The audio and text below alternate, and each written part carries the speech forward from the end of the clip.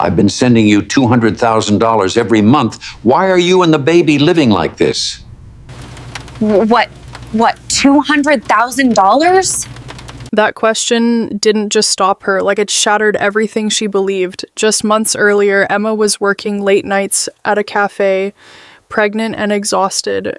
Still convinced it was only temporary. She thought they were struggling. She trusted her husband had everything under control. She had no idea. She was living inside a lie. Let's go back to where it all began. The cafe lights felt too bright for midnight, reflecting off the glass as rain slid slowly down the windows. Emma Carter moved behind the counter with quiet efficiency, one hand resting protectively on her stomach. Emma was 29, with soft chestnut hair tied loosely at the nape of her neck and gentle brown eyes that once carried effortless warmth. Lately, that warmth had dimmed into something more cautious. She had studied nonprofit development and used to believe in building meaningful things. Now 7 months pregnant, she was working night shifts, telling herself it was temporary.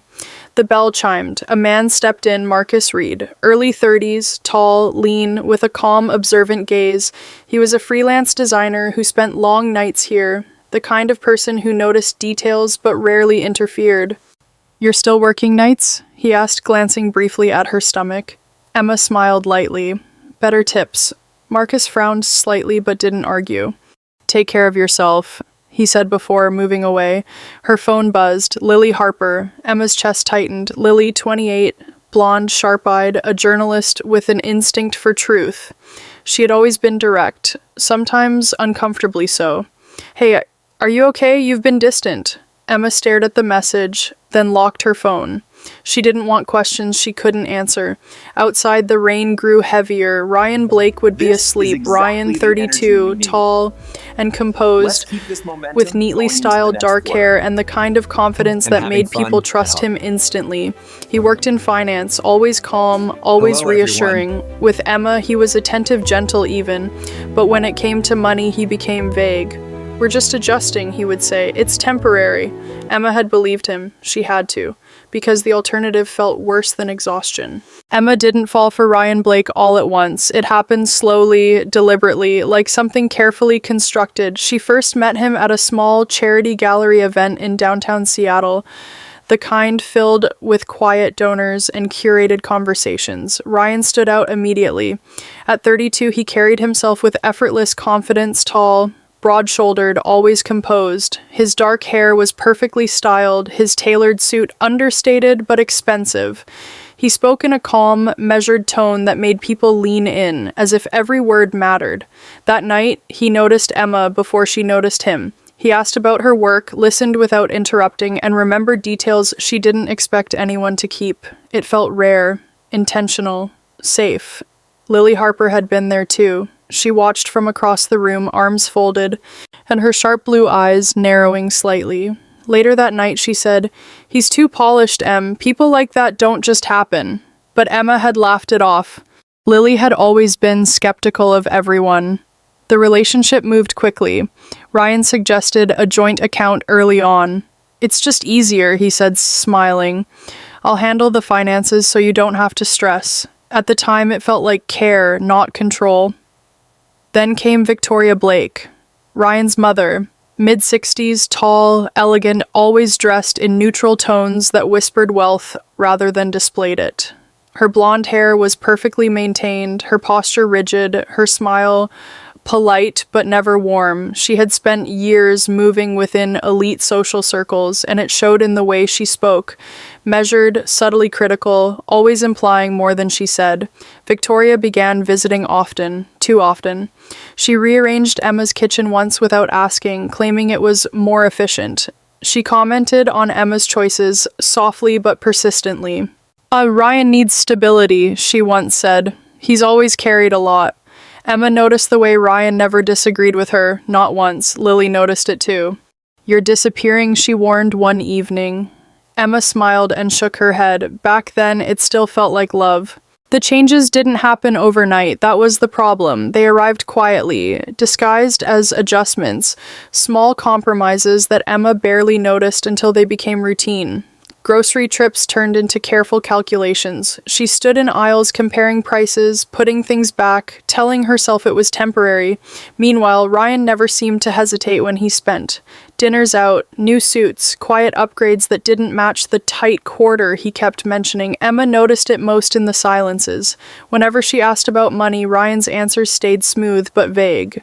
"I've got it under control," he would say, offering that same calm smile. At 32, he had perfected the art of reassurance, never defensive, never impatient, just distant enough to close the conversation. One evening, Emma met Lily for coffee. Lily Harper, always sharp and always watching, leaned back in her chair with narrowed eyes. "Something's off," she said. "I ran into someone who knows Ryan's firm. They're doing well. Really well." Her tone wasn't accusatory, just certain. Emma forced a laugh, brushing it aside. You're overthinking." But Lily didn't look convinced. She rarely was when her instincts spoke. Around the same time, Victoria Blake's presence grew heavier. She began dropping by unannounced, her movements precise, her expression controlled. One afternoon, Emma opened the door to find her holding a delivery box from a luxury brand. Victoria smiled lightly. "A gift from a friend," she said. It became a pattern. Packages arrived regularly, designer labels Emma recognized but could never justify.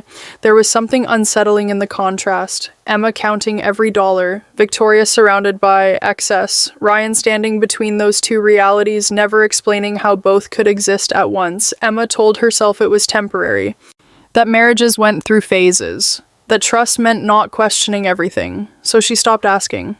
And that was the moment the silence settled in for good. By her third trimester, Emma had learned how to say no without hesitation, not because she wanted to, but because she believed she had to.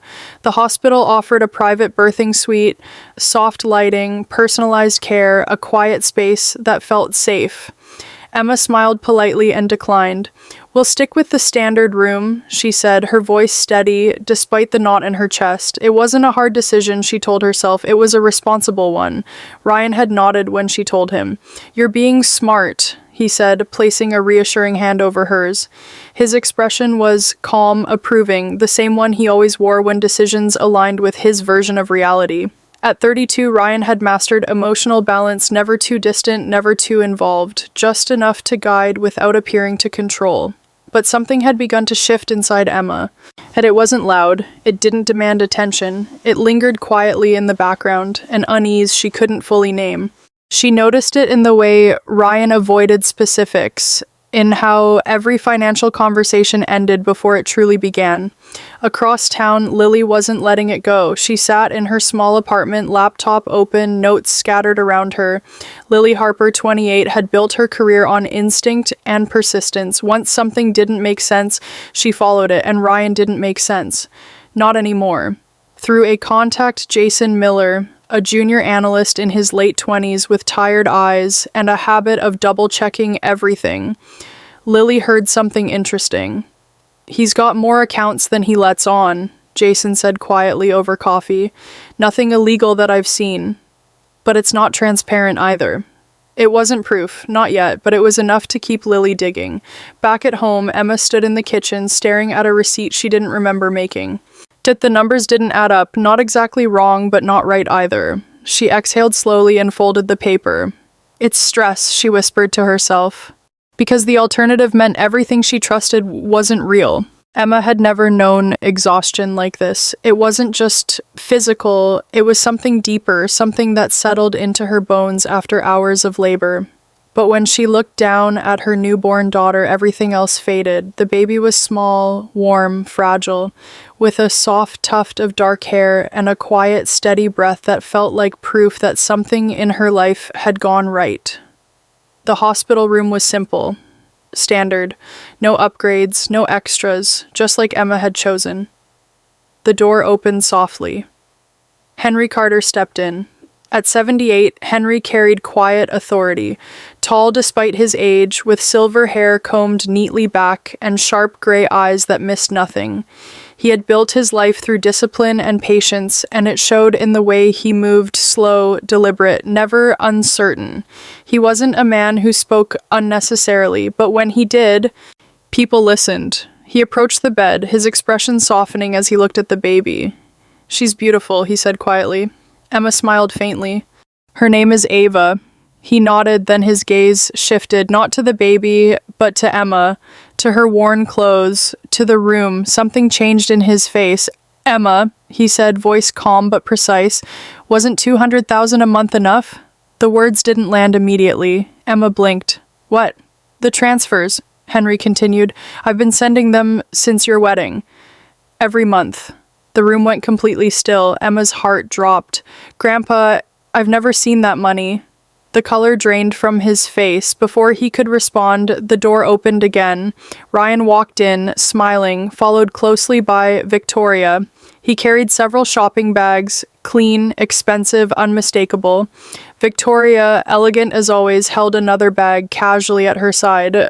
Lily stood near the window, having arrived minutes earlier, her posture straightened instantly, and her eyes moving between faces, reading the room with sharp precision. Ryan's smile faltered. "What's going on?" Henry didn't look away from him. "Where is her money?" Silence. Lily's expression hardened. In that moment, she made a decision. She wasn't just going to watch anymore. The house felt different that morning, quieter, heavier, as if something invisible had settled into the walls. Emma sat on the couch, her newborn asleep against her chest, while Henry stood near the window already on the phone. His voice was low, controlled. "I want everything traced," he said. "Every transfer." By noon, the lawyer arrived. Margaret Hayes, 61, was a woman who carried authority without raising her voice. She was tall, slender, with short silver hair and sharp features that gave her a permanently focused expression. Decades in financial litigation had shaped her into someone who valued precision over emotion. She didn't waste time on sympathy. She dealt in facts. She placed a thick folder on the table. "Let's begin," she said. What followed wasn't dramatic, it was methodical. Transaction records, account flows, timelines. The truth unfolded piece by piece. The monthly transfers from Henry had gone into the joint account, exactly as intended. But within days, sometimes hours, large portions were redirected into a private account under Ryan's sole control. Emma didn't speak. She just listened. "There's more," Margaret continued, turning a page. "An offshore account, Cayman Islands, approximately 1.2 million over the past 2 years. The room felt colder. Lily stepped forward then. She hadn't slept much, her eyes sharp with focus. "I have something too," she said, pulling out her phone. Through a contact network, journalists, analysts, old colleagues, she had gathered fragments, spending patterns, unusual transfers, enough to reinforce the picture forming on the table. Then came Victoria. Margaret slid over a series of statements. "Authorized user," she said simply. "Luxury purchases, hotels, jewelry, all tied back to the same pool of money." Emma closed her eyes briefly. Not in shock this time, but in understanding. Ryan hadn't lost control. He had never intended to share it. The lawsuit was filed on a Tuesday morning. Margaret Hayes moved with the same precision she had shown from the beginning. No wasted words, no hesitation. Civil fraud, financial abuse, asset concealment, every charge backed by documented evidence. Emma signed the final page with steady hands, her expression calm in a way that surprised even herself. Ryan didn't see it coming. Not like this. At first, he responded the way he always had, controlled, composed. He hired a high-profile attorney, David Keller, mid-50s, sharp-suited, known for defending wealthy clients with aggressive strategies. David was confident, articulate, and used to winning through pressure rather than truth. But even he hesitated when reviewing the evidence. There was too much, too clear. Within days, the first cracks appeared. Investors began asking questions. Then they started pulling back, quietly at first, then all at once. Contracts dissolved, meetings were cancelled, calls stopped being returned. The image Ryan had built so carefully began to unravel in public. Lily moved at the same time. Her blog started as a single post, anonymous, precise, stripped of emotion. She described a pattern of financial control and deception within a marriage, supported by timelines and behaviors that felt disturbingly real. Lily Harper, 28, had always known how to tell a story that made people look closer. Within 48 hours, the post spread. Shares multiplied, comments flooded in, people recognized the pattern, even without names. Ryan tried to respond. He gave statements, framed Emma as unstable, claimed misunderstandings. His voice remained calm, but the narrative didn't hold. Too many inconsistencies, too many facts already exposed. Then the backlash came. The same attention he once thrived on turned against him. Investors withdrew completely. And his firm, once stable, began losing employees. For the first time, Ryan wasn't in control of the story, and there was nothing he could do to stop it. The house Emma moved into was small, quiet, and filled with light, just 3 blocks from Henry's home. It wasn't grand, but it felt steady in a way her old life never had. Mornings came softly now. Sunlight through the kitchen window, the quiet rhythm of a life rebuilt piece by piece. Emma Carter, at 29, looked different, not in appearance, her chestnut hair still loosely tied, her gentle features unchanged but in presence. There was clarity in her eyes now, a grounded strength that hadn't been there before.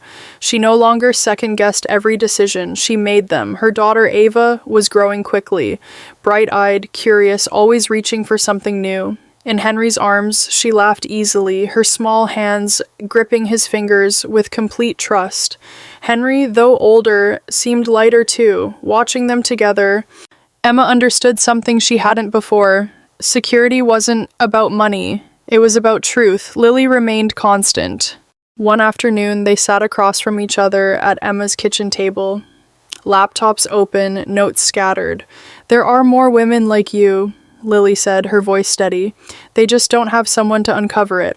So they built something, the Carter Harper Initiative, a small organization at first, focused on helping women recognize and escape financial abuse. Lily handled outreach and storytelling, her journalist instincts turning real experiences into awareness. Emma worked directly with clients, guiding, listening, rebuilding.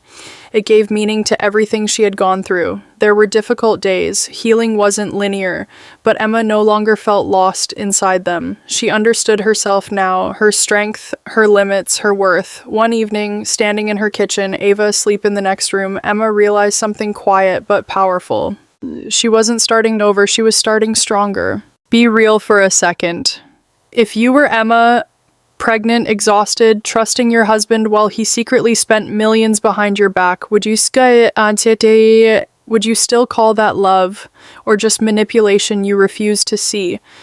At what point does trust become blindness, and when you finally find out the truth, do you walk away with dignity or burn everything down and make sure the world knows? Let's be honest, was Emma a victim, or did she ignore the red flags because it was easier? Drop your answer below, no sugarcoating. I want the truth.